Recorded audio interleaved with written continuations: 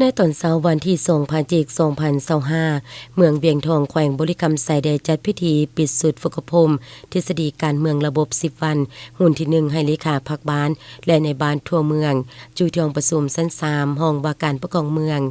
โดยเป็นเกียรติของร่วมของสหายสมพงษ์พรหมวาดห้องเลขาพรรคเมืองหัวหน้าคณะจัดตั้งเมืองท่านสมนึกลองอ่อนห้องคณะอำนวยการโรงเรียนทฤษฎีการเมืองการปกครองแขวงมีบรรดาคณะปิดสอบสุดฝึกพรมวิทยากรและสัมมนากรเข้าร่วมในพิธีสหายเจียงคำพิมพ์สอนห้องประธานกฎกาภาครัฐคณะปิดสอบได้ขึ้นผ่านบริงานการดำเนินสุดฝึกพรมระยะ10วันผ่านมา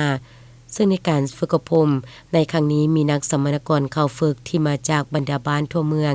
จำนวน28สหายหญิง1สหาย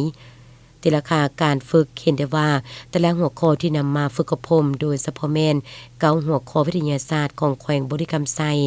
นักฝึกอบรมมีความเข้าใจอยู่ระดับดีหลาย 67.18 ส่วนห้อยระดับดี 32.82 ส่วนห้อยวาระแห่งศาสตร์ระดับดีหลาย 68.18 ส่วนห้อยระดับดี 31.82 ส่วนห้อยนอกจากนั้นนักฝึกอบรมยังสามารถเข้าใจเนื้อในตารางหัวข้ออยู่ระดับดีหลาย 66.6 ส่วนห้อยอยู่ในระดับดี